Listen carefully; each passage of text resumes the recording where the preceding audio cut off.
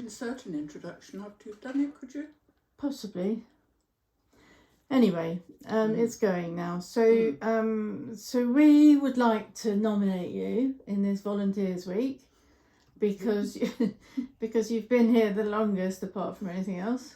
You were here when I started, and that was in 2009. So it's a long time ago. So I've got some questions here. Just ask you, how long have you been volunteering with Friends of the Family? 13 years. Wow. I've got on file a letter from the project leader in those days telling me that I was cleared, my references were okay, and that I was ready to start. And that was in March 2008. And what made, there's a story about you met her on a bus or something. How did that come about? How did that come about? Well, many years ago, I was a newly qualified teacher and came to live in Winchester. And when my daughters started nursery school, the nursery school, the person that ran it asked me if I would like to come and work for them. And I loved it. I absolutely loved it. I earned 50 pence a morning. And one of the mums of the children who went home was the woman who subsequently founded Friends of the Family. Right. And over the years, we passed each other in the street and said hello. And we found that we were sitting together waiting for our flu jab. And I said I'd just retired, and I had been dreading retirement because I had this life to fill up again. And I said I was looking for some voluntary work to do. And she recommended maybe I explored Friends of the Family. Wow. So I came along and I had an interview and went through the motions of getting nominating referees, and was told I was ready I could start. Brilliant. And I loved it right from the very beginning. I felt like a round peg in a round hole right from the very first session. So I just loved it. You must have met and worked with alongside lots of different mums over the years. Oh, many different mums. And children. And that's part of the joy of it. Well, it is the joy of it.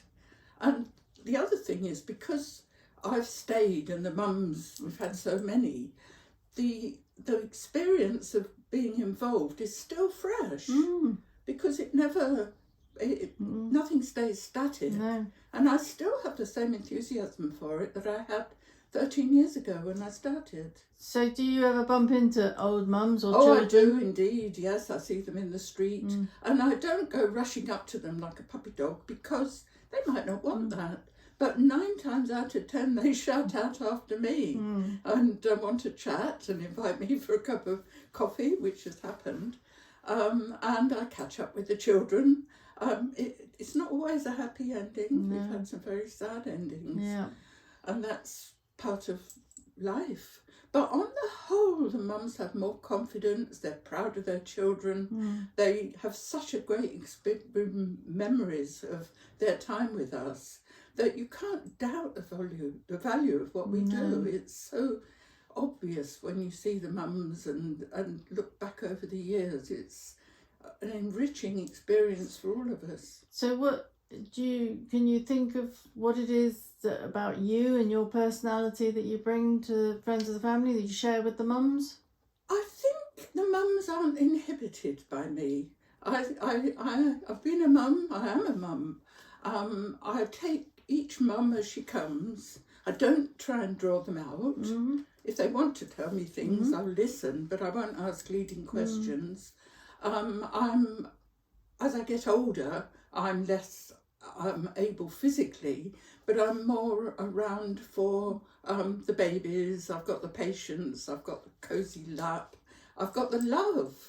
And that your love. songs. And the songs, and it gives me a lovely chance to do. I've always loved singing. So it's an indulgence for me. It's something I think you have to carry me out with my boots on. I just love it.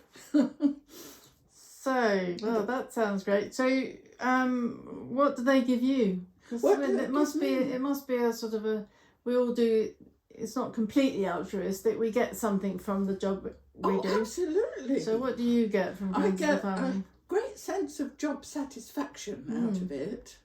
I get company. I get the joy of knowing that you've made a difference to people's lives and inspire affection.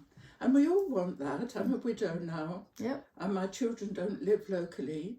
So I seek my solace here as much as anywhere else. Good. So it's just ever renewable, really. So that's pretty much all the questions I wanted to ask you. Just on the end of that, I'd like to ask, do you have any particular treasured memories? Are there any couple of things that stand out? A lot of them centre around the garden, I think. I remember the children going up to the flint wall and searching for snails and leather jackets and worms and the most, even slugs interest them, and looking at them with their magnifying glasses. It's that cloth going onto the tables in the middle of the morning and the children sitting around. And another volunteer and I, every time we had blueberries, we'd sing Blueberry Hill and harmonise. and rocking a baby until its head drops on your shoulder and the lovely experience of having a child bring you a book towards the end of the morning and making you shove up so they can sit down and listen. That is lovely when a child seeks you out for that. So those things are ongoing, but they're not specific experiences. They're just That's lovely. Part of the pattern of it. And just for the record, the children sitting next to you reading a book, the few photos I'm going to submit is actually one of you sitting with Chloe? Yeah. Yes. Oh, that was lovely. And some children you can really form a bond with, and it's spontaneous on their part, and it's just so heartwarming. Lovely. We're going to call it a day then. Thank you.